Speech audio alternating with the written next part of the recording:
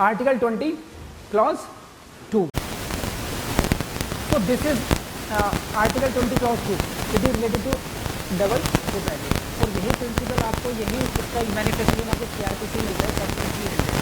But right now we are focusing on Article 20 clause 2. Concept is what? Double jeopardy.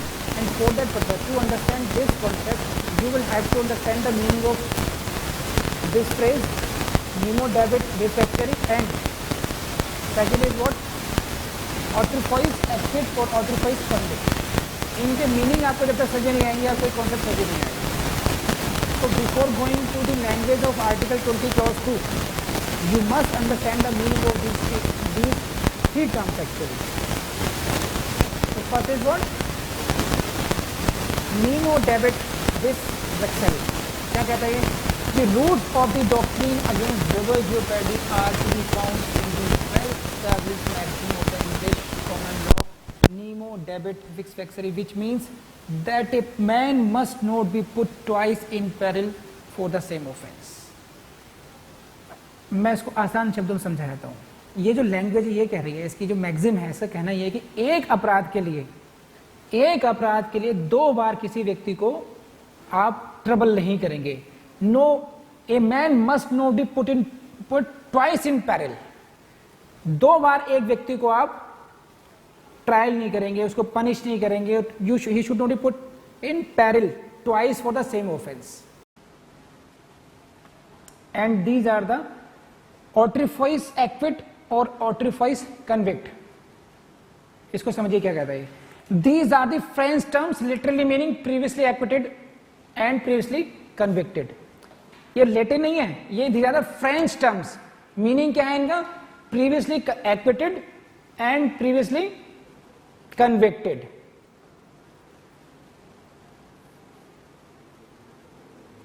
These are the actually defenses taken by the accused. Previously acquitted and previously convicted.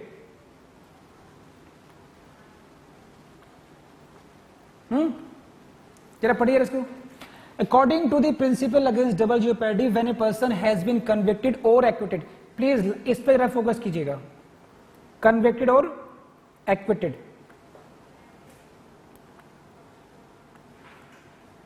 कि जब किसी व्यक्ति को convict कर दिया जाए या उसको एक्विटल कर दिया जाए उसका for an offence by competent court, the conviction और acquittal serves as bar for any further criminal proceedings against him for the same offence. कि अगर दोबारा उसी ऑफेंस पर, सेम ऑफेंस पर क्रिमिनल प्रोसीडिंग्स इनिशिएट की जाती हैं, तो जो प्रीवियस कन्विक्शन है या प्रीवियस एक्विटल है, that should bar them.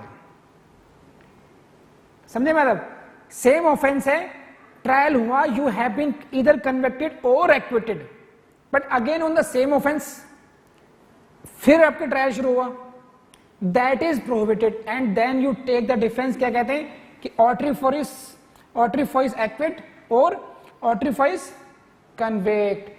If the person is indicted for the same offense in a court, he can plead his formal acquittal or conviction as complete defense.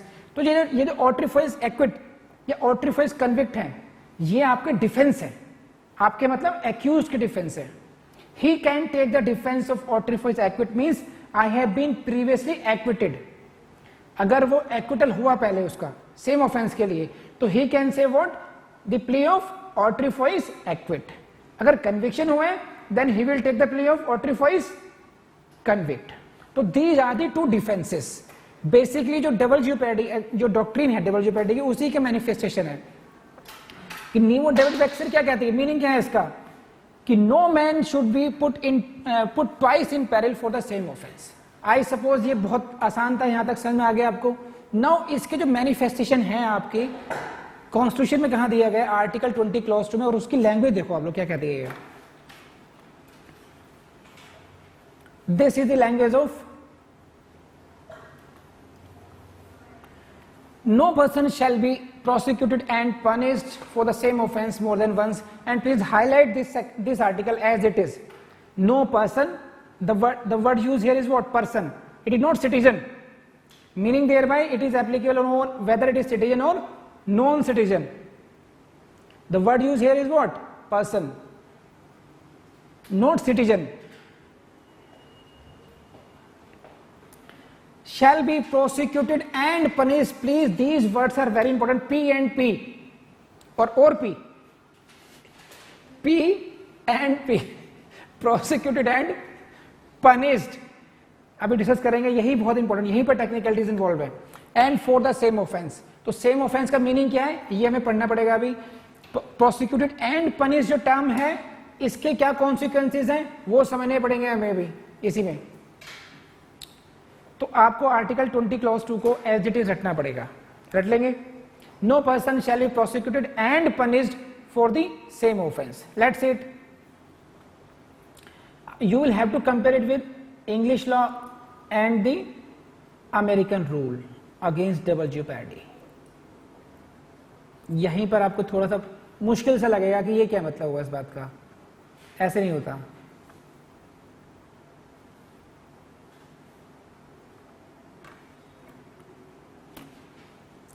से क्या है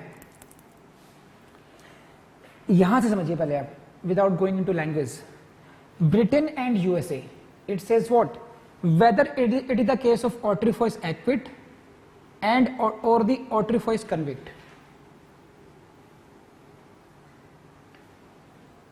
चाहे उसका conviction हुआ हो एक्यूज का या उसका एक्विटल हुआ हो, he can take the plea of double jeopardy.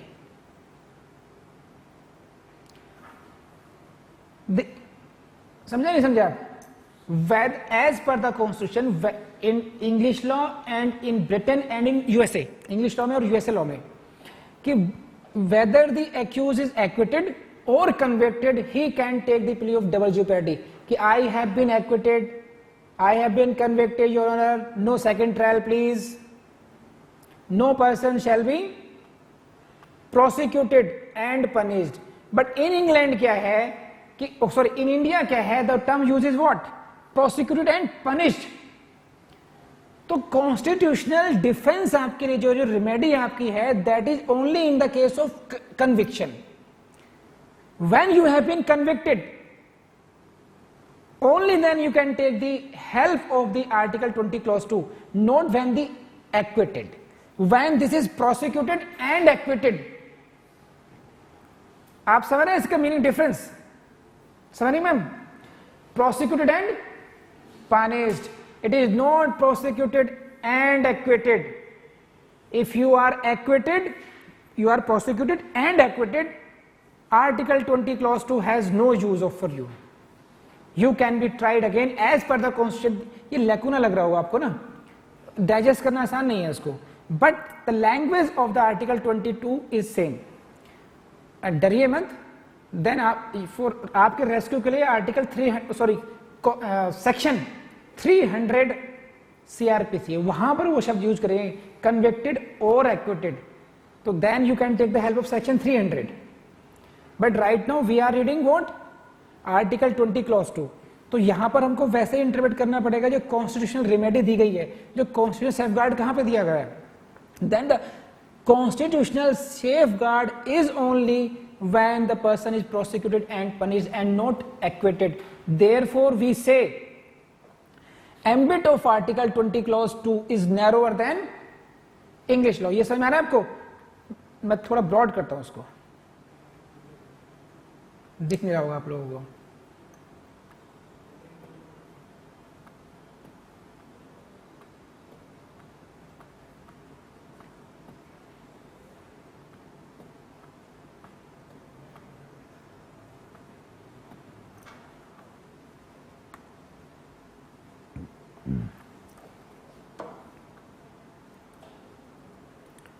I suppose now it should be visible.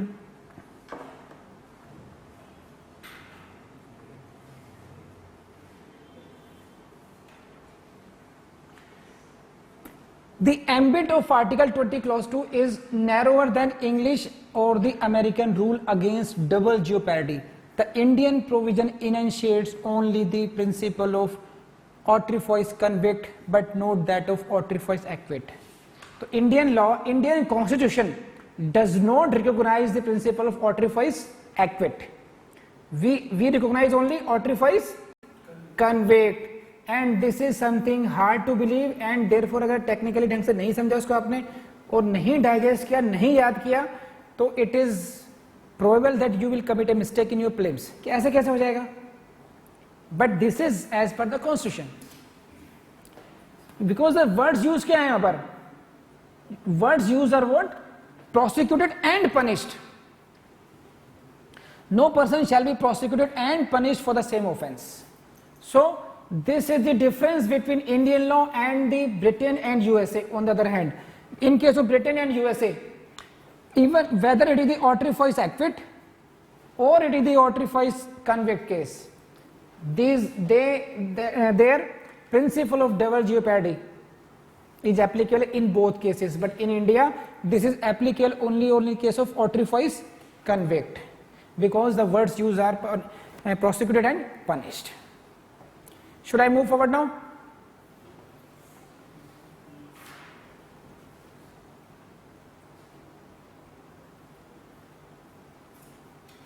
In India, on the other hand, the rule of aurifice acquit is not incorporated in Article 20 Clause 2. Article 20 Clause 2 may be invoked only when there has been prosecution and the punishment in the first instance.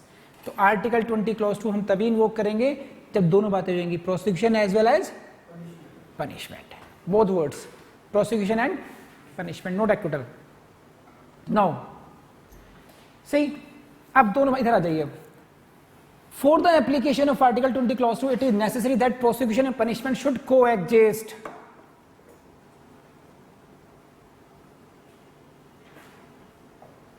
वही बात है, इनको दूसरे शब्दों में लिख लीजिए, लेकिन आपको इसमें अगर आपको शॉर्ट नोट में लिखना पड़ेगा आपको ना, तो 2-3 लाइनें अच्छी अच्छी होनी चाहिए. जैसे ये फ्रेज बहुत अच्छा है, prosecution and punishment should coexist. A prosecution without punishment would not bring the case with in the article 20 clause 2. तो this phrase is very good for you. For the application of article 20 clause 2 it is necessary that prosecution and punishment should coexist. A prosecution without punishment would not bring the case within the article 20 clause 2. Meaning क्या, इसको पढ़िए, बड़ी interesting line है. It means what? If a person has been prosecuted, prosecution हुआ for an offense but acquitted, लेकिन उसको acquittal हो गया, then he can be prosecuted for the same offense again and punished, because he was acquitted. He cannot take the help of article 20 clause 2.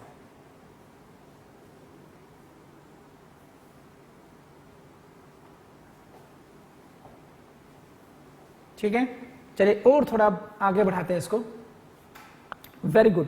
See this, when a trial has for reasons become abortive, किसी भी कारण से trial abort कर दिया गया, either because of some inherent defect or illegality affecting the validity of the trial itself, a second trial is not barred by article 20 clause 2. See, मैंने जैसे आपको article 20 clause 1 में कहा था, आपको पॉइंट्स बनाने पड़ेंगे टेबलर फॉर्म में. कहां पर 20 clause 2 आपकी हेल्प के लिए आएगा, what is prohibited and what is not prohibited. What is the next rule is what, suppose a trial चल रहा है, prosecution हो रहा है, but it has been quashed by the high court on some reason, entire trial has been declared illegal. In that case, second trial, second prosecution is not prohibited by article 20 clause 2, and for that reason I think there is a case. If not, see, case law का name नहीं आ रहा, इसको ऐसे पढ़ लीजिए. क्या है देखिए, इन ए केस, एक केस में क्या हुआ, a person was prosecuted, prosecution हुआ, and punished under section 161 IPC. Prosecution भी हो गया, पनिशमेंट भी हो गया. He went in appeal. On appeal the high court questioned the trial, holding it void ab initio as no sanction for the same had been obtained as per law. For prosecuting any public official, you will have to seek the sanction. तो जो एक legal requirement है that was not fulfilled in that case. तो high court ने क्या करा, वो पूरी की पूरी ट्रायल को वॉइड एब इनिशियो डिक्लेयर किया इन quest proceedings.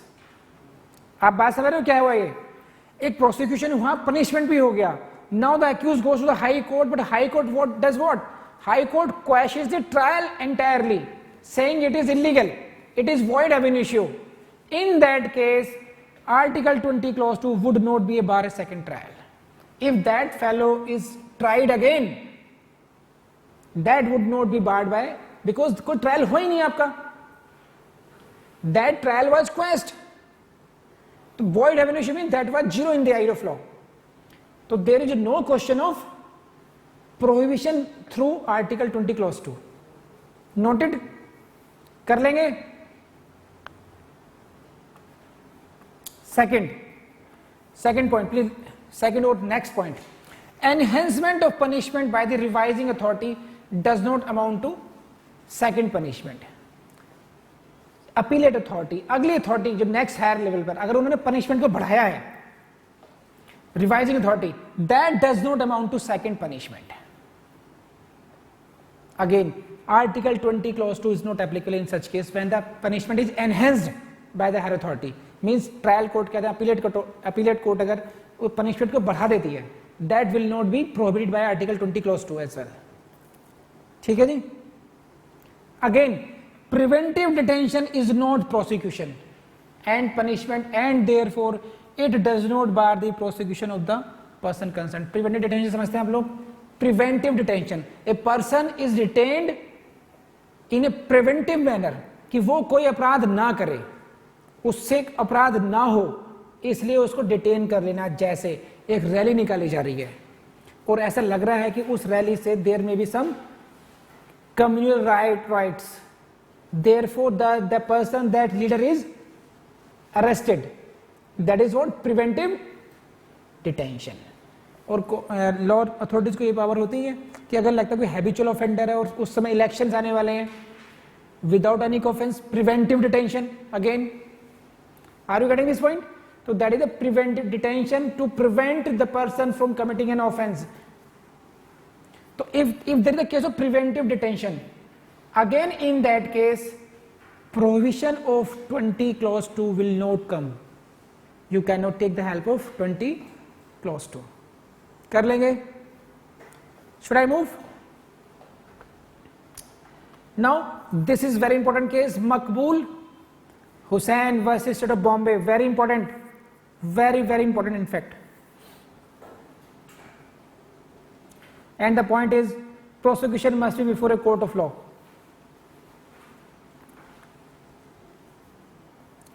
This case law is very well explained in your textbook, Shri J.N. Pandey Sahab. You can read the facts from there also. But case law is very important. Maqbool Hussain versus State of Bombay. क्या कहते हैं इस case के facts? क्या इसमें case law क्या है? For the application of Article 20 Clause 2, it is necessary that prosecution must be before a court of law or a judicial tribunal. Got it? It should not be departmental proceedings. Now come to the facts. कहना क्या कि जो prosecution है that should be before a court. It should not be any other authority. See the facts क्या है क्या ये सब facts क्या है इनके? The appellant brought some gold into India. मकबूल हुसैन साहब हैं, ये अपने साथ कुछ गोल्ड लेकर आए. He did not declare that he had brought the gold with him to the custom authorities on the airport. Airport पर उन्होंने डिक्लेरेशन नहीं की कि मैं अपने साथ सोना लेकर के आ रहा हूं. The custom authorities confiscated the gold under the Sea Customs Act. Which act? Sea Customs Act. समझे? एक इंसान है अपने साथ सोना लेकर के आता है लेकिन वो उसको डिक्लेरेशन नहीं करता और इसलिए सी कस्टम्स एक्ट के अंदर जो कस्टम अथॉरिटीज हैं उसके सभी सोने को कॉन्फिस्केट कर लेते हैं, मींस जब्त कर लेते हैं. सही है. लेटर ऑन क्या हुआ? He was later on charged for having committed an offense under the Foreign Exchange Regulation Act. अब उसको subsequently he is being prosecuted under this act. He took the plea of Article 20 Clause 1 कि मेरा already हमने gold ले लिया. I have been punished already by you. You have confiscated all my gold. तो this is a second trial which is prohibited under Article 20 Clause 2. तो यहां पर court के सामने यह है क्वेश्चन कि जो कस्टम अथॉरिटीज ने कार्रवाई की, whether that can be treated as prosecuted and punished as per the article 20 clause 2।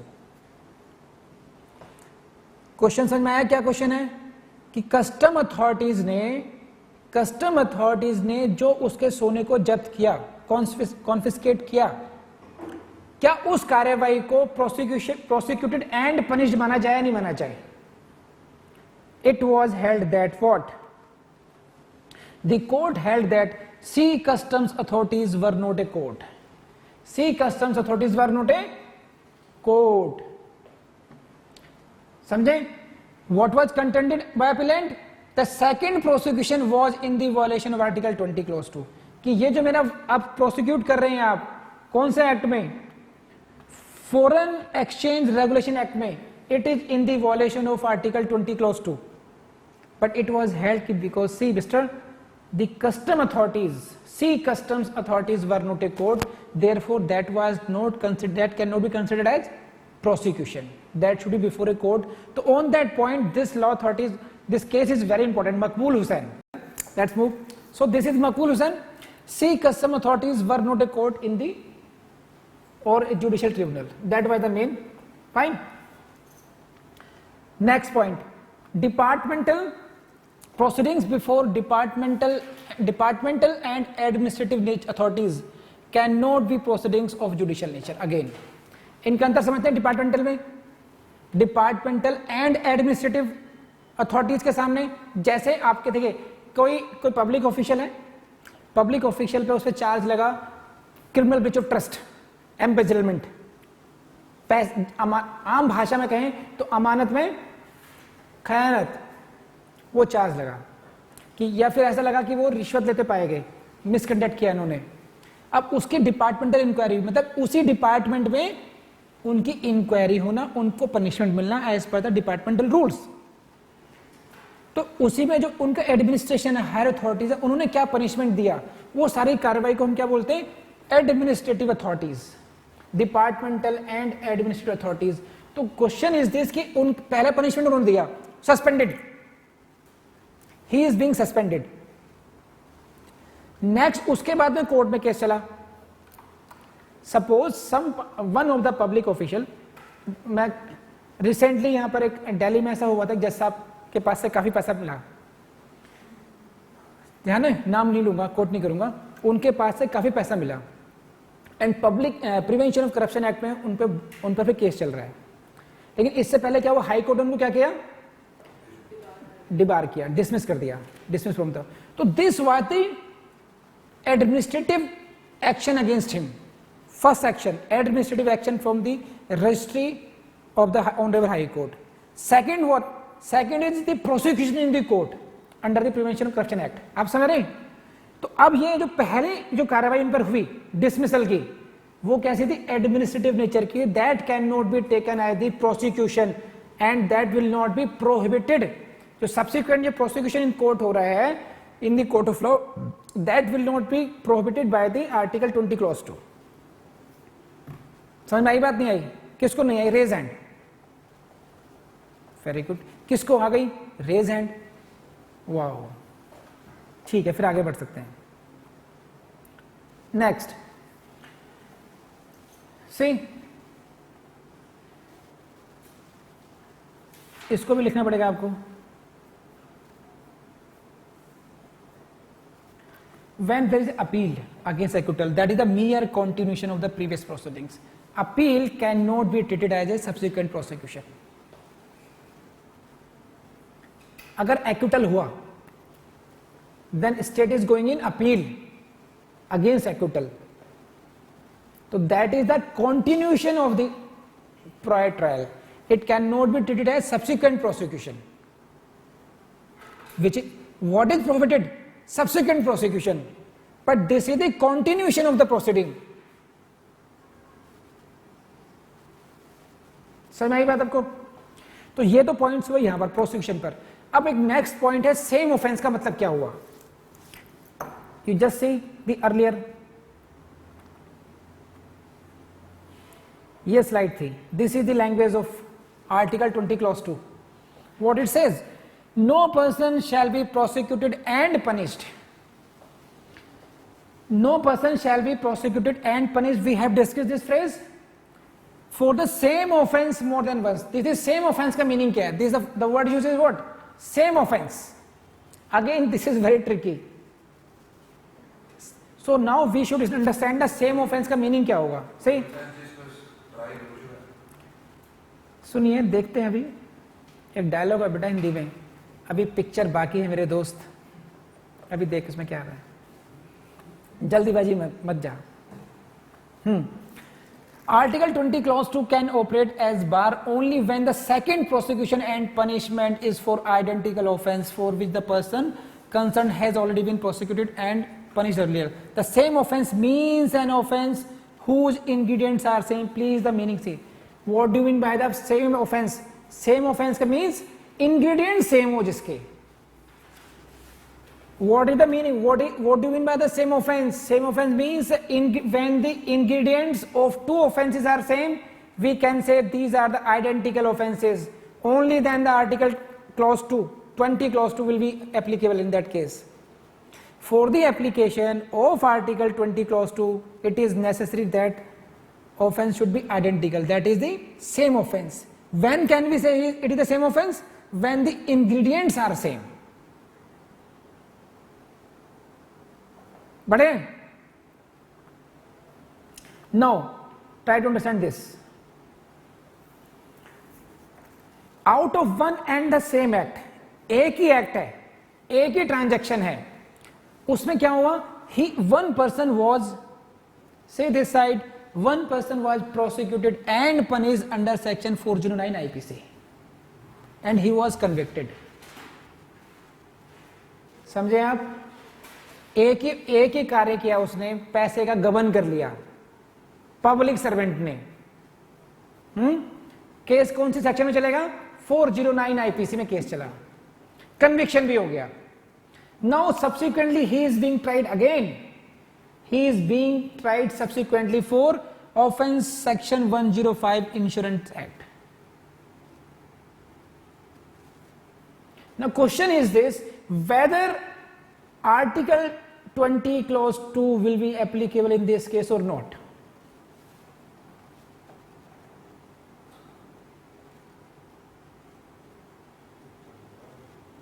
समझे आप बात? कन्विक्शन हो चुका 409 आईपीसी में. नाउ सब्सिक्वेंट प्रोसिक्यूशन किस में? 105 इंश्योरेंस एक्ट में.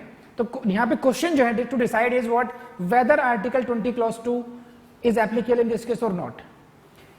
If one and the same act of a person constitutes two different offenses. Two different offenses, एक ही एक्ट है. See this, one and the same act. इससे two different offenses हो रहे हैं अब. 409 IPC, 105 इंश्योरेंस एक्ट. ये दो एक्ट है जो पहली क्लास में ये नहीं हो पाया था. That's why I am telling you, don't miss my classes. Never miss my classes. You will miss something. 409 आपने टॉपिक पढ़ भी रखा होगा ना. अगर 20 ये मैं कभी दोबारा पढ़ाऊंगा अगर, तो you will get something different. Different way of teaching, different way of कुछ ना कुछ तो होगा, वरना बोर हो जाता है इंसान. 409 सेक्शन, तो एक ही एक्ट से दो ऑफेंस निकल के आ रहे हैं. Two different offences from the same one and the same act, then punishment for one offence does not bar prosecution and punishment for the other offence. इसके लिए trial not barred, second trial is not barred by article 20 clause 2. Got it? Article 20 clause 2 does not prohibit because the offenses are not same. The language of article 20, I again show you this.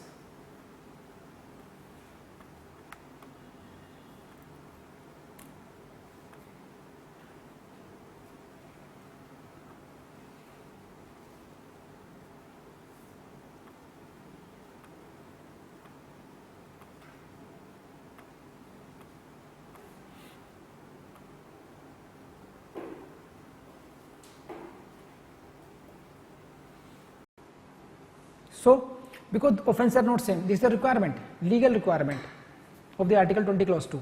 Offenses must be same. So here, one offense is under IPC and other is in Insurance Act. Although similarity कहाँ पर है, common कहाँ पर है? Both offenses are coming out of the same act, even then, because of the technicalities in the language, subsequent second trial of the different offence cannot be prohibited on the basis of Article 20 clause 2. सो जाते हैं, सो नहीं खो जाते हैं. ठीक, आगे बढ़ते हैं. Now next very important question. See, first offence is what? Crime. Crime कौन सा किया? 107 क्लॉज 8 सी कस्टम्स एक्ट में. Second subsequent prosecution is for the conspiracy to commit above crime. अंतर समझ रहे? क्रिमिनल कॉन्स्पिरेसी कहां पर पनिश्ड है? कॉन्ट्रैक्ट एक्ट में, आईपीसी में? Sure, very good. Section 120B IPC. Now he has been already been convicted in this act for this section 1078 sea customs act 1878 में conviction उसका हो चुका. Now he is being prosecuted कि you have also conspired, you have committed second offence and that was criminal conspiracy to commit above offence, and this is a different offence. Trial not barred. See, these are the technical point. जितना आसान लगता है ना double जीओपैडी, हाँ हो गया, article 20 clause 2 में है बस. It is not that much simple if you want to read it carefully. अगर कॉन्स्टिट्यूशन को वाकई में मास्टरी करनी है तो आपको इसे अप्रोच से पढ़ना पड़ेगा. एक बार मेहनत कर लीजिए अच्छी तरीके से, जिंदगी में वापस देखना नहीं पड़ेगा. अभी मैंने समझा दिया आपको. आपकी ड्यूटी ये है कि इसके बाद में आप अपनी टेक्स्ट बुक को ढंग से पढ़ें, और दोबारा भी वीडियो देख सकते हैं ये वाला एक बार कम से कम, और उसके बाद जब समझ में आ जाए नोट्स, आप कुछ नोट्स हम दे रहे हैं, कुछ नोट्स आप खुद बनाएंगे, उनको बार बार रिवाइज कीजिए ताकि ये जो सारे लीगल पॉइंट्स हैं ये आपके माइंड में ऐसे बैठ जाएं. जैसे मैं बार बार कहता हूं कि जैसे पानी की टंकी टैप को खोल दिया जाए, वो तब तक पानी फ्लो में आता रहेगा जब तक कि टंकी खत्म ना हो जाए. तो आपके दिमाग में भी जो ज्ञान आपने बिठाया है उसी तरीके से फ्लो में बाहर आना चाहिए, बिना रुके. टिप टिप टिप नहीं होना चाहिए, हिचक हिचक के नहीं होना चाहिए, फ्लो में आना चाहिए एकदम बिल्कुल स्मूथ. ठीक है, तो वहां तक आपको लेकर आना है, तब तक आपको रिवाइज करना है. अगर आपको टेस्ट करना हो अपने आप को, तो आप खुद देखिए क्या आप हिचक हिचक के बोल रहे हैं, क्या आप रुक रुक कर बोल रहे हैं, या आप अनइंटरप्टेबली फ्लो में बोल रहे हैं लगातार.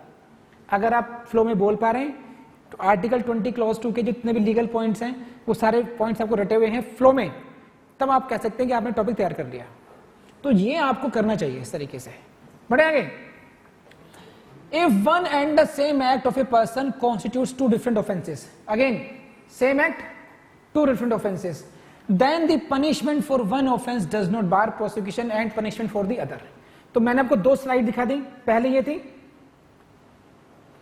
409 एंड इंश्योरेंस एक्ट में. Second is what?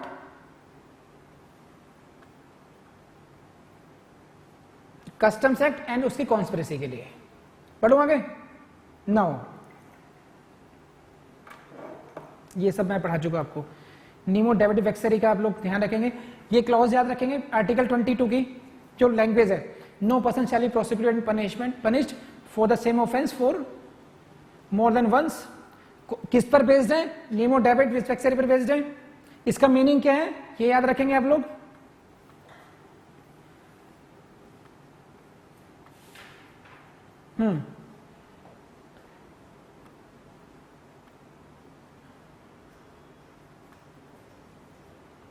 तो बेसिकली ये 4 पॉइंट है इसमें.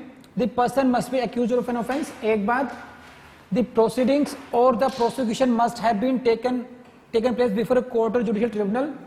The person must have been prosecuted and punished, and the offense must be the same offense in These are the 4 points. Four points required for the application of Article 20 clause. So you can note it, and otherwise also you can see it in your JN Pandey as well. तो point में याद करना पड़ेगा आपको. Same offence का meaning क्या है, prosecution and punishment का क्या है, ऑट्रीफॉइस एक्विट एप्लीकेबल नहीं है इंडिया में. फ्रेंच टर्म एकदम जान पाएगी नहीं तेजी से. तो ऑट्रीफॉइस एक्विट एप्लीकेबल नहीं है इंडिया में. But please don't get confuse कि कभी हो नहीं सकता because section 300 CrPC comes to your help. Constitution safeguard नहीं है, स्टैट्यूटरी सेफगार्ड है, ठीक है ना।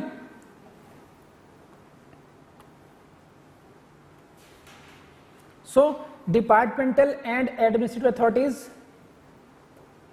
Doesn't come in the purview of judicial courts. Sea customs authorities वर्नोटे कोड, ये पढ़ चुके आप लोग। अपील कॉन्टिन्यूशन मानी जाती है, पढ़ चुके। डबल ज्योपर्डी का मीनिंग आप समझ चुके हैं। So this is all about the topic of double ज्योपर्डी।